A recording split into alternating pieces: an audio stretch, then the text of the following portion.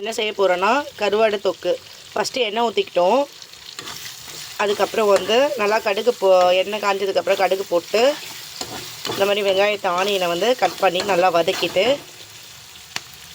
வதக்கிட்டோமா இது பொன்னிறமாக ஆகணும். உப்பு கொஞ்சம் போட்டுக்கோங்க, சீக்கிரம் ஆனியன் வதங்கிடும்.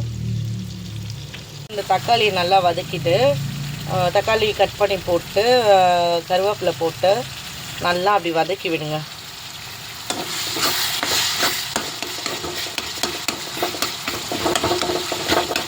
நல்லா வதங்கணும்.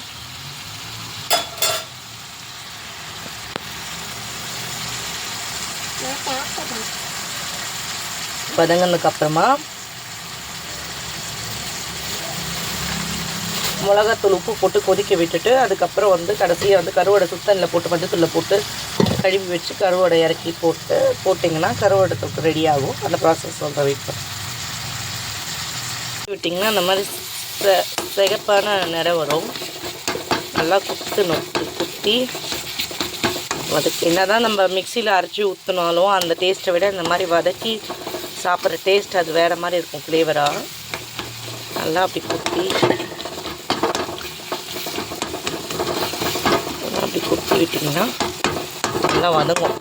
தக்காளி நல்லா வதங்கி நல்லா அந்த எசன்ஸ் நல்லா அந்த வெங்காயத்தோடு பிளெண்ட் ஆனால் தான் குழம்பு வந்து திக்காக இருக்கும். சரிங்களா? அவசரமாக பண்ணுறக்கூடாது. சமையலெல்லாம் கொஞ்சம் நிதானமாக பண்ணால் தான் டேஸ்ட்டு நல்லா வரும். ஜென்ரலாகவே கருவாடு தொக்கு வித் ரசமோடு சாப்பிட்டா நல்லாயிருக்கும்.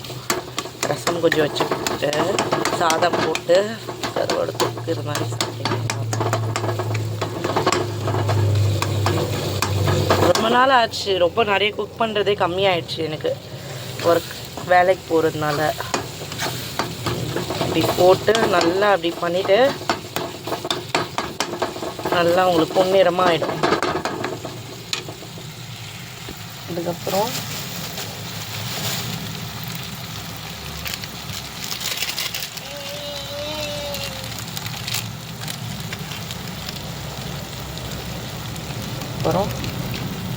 நல்லா வதங்கிக்கணும். இன்னும் ஒரு 1 minute ஆகணும். நல்லா அந்த எசன்ஸ் வந்து பாருங்கள். நல்லா எசன்ஸ் வந்ததுக்கப்புறமா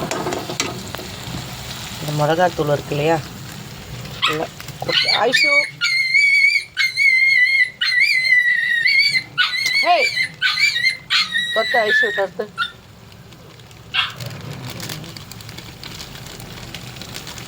நல்லா மிளகாத்தூள் போட்டுட்டு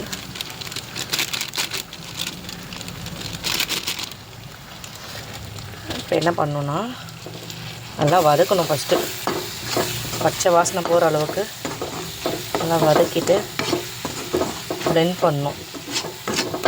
நான் தக்காளி வெங்காயத்தோடு நல்லா சேர்த்து நல்லா பச்சை வாசனை போகிற அளவுக்கு சிம்மில் வச்சுக்கோங்க. அடுப்பை சிம்மில் வச்சுக்கிட்டு பச்சை வாசனை போகணும்.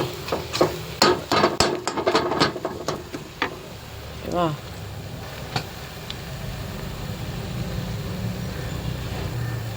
இப்போ ஒரு இதுவானதுக்கப்புறம் ஒரு 2 கிளாஸ் தண்ணி ஊற்றி கொதிக்க விட்டுட்டு கொதிச்சு வருது இல்லையா, கொதிச்சு வந்து ஒரு 5 minutes ஆகணும்.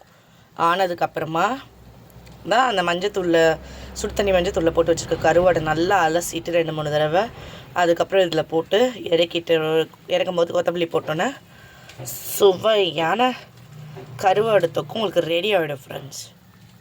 இறந்து போச்சா, இந்த நேரத்தில் வச்சுருக்க அந்த வாழை கருவாடோ என்ன வச்சுருக்கீங்களோ வாட்டவர் எத்தனை கருவாடு இருந்தால் கூட போட்டுக்கலாம். அது உங்கள் இஷ்டம் தான். நாங்கள் வாழை கருவாடுன்னு ஜென்ரலாக நிறைய யூஸ் பண்ணுவோம். சைடில் இருக்கிறதுலாம் அப்படி எடுத்து விட்டு கொதிக்குது இல்லையா, இது நல்லா சுவையான உங்களுக்கு வந்து கருவாடு தொக்கு ரெடி. ஒரு முறை ப்ரொசீஜர் சொல்லியிருந்தேன். ஃபஸ்ட்டு எண்ணெய் ஊற்றிக்கணும், கடுகு போட்டுக்கணும், வெங்காயம் இது பண்ணிக்கணும், வதக்கிட்டு தக்காளி நல்லா வதக்கிட்டு மஞ்சத்தூள் போட்டுக்கிட்டு அதுக்கப்புறம் நல்லா வதக்கிட்டு மிளகாத்தூள் உப்பு தண்ணி போட்டு நல்லா அது நல்லா வதக்கிட்டு பச்சை வாசனை போகிற அளவுக்கு வதக்கிட்டு அதுக்கப்புறம் வந்து தண்ணி நல்லா 2 டம்ளர் ஊற்றிக்கிட்டு அதுக்கப்புறமா வந்து நல்லா கொதிக்க விட்டுட்டு அதுக்கப்புறமா வந்து கருவேப்பிலெல்லாம் போட்டுறீங்க இல்லையா, அதுக்கப்புறம் நல்லா மூடி வச்சு ஒரு 10 minutes நல்லா கொதிக்க விட்டுட்டு அதுக்கப்புறம் கருவாடு வந்து சுடு தண்ணியில் போடணும். போட்டு அதில் கொஞ்சம் மஞ்சத்தூள் ஒரு சிட்டிகை போட்டு நல்லா ஓரமாக வச்சுருங்க. அதை நல்லா கழுவிட்டு அதுக்கப்புறம் குழம்புல போட்டு இந்த மாதிரி இது பண்ணோன்னா ஒரு 2 நிமிஷம் இல்லை 3 நிமிஷம் 4 நிமிஷம் அந்த மாதிரி கொதிச்சதுக்கப்புறம் இறக்கிடுங்க. சுவையான கருவாடு தொக்கு உங்களுக்கு ரெடி.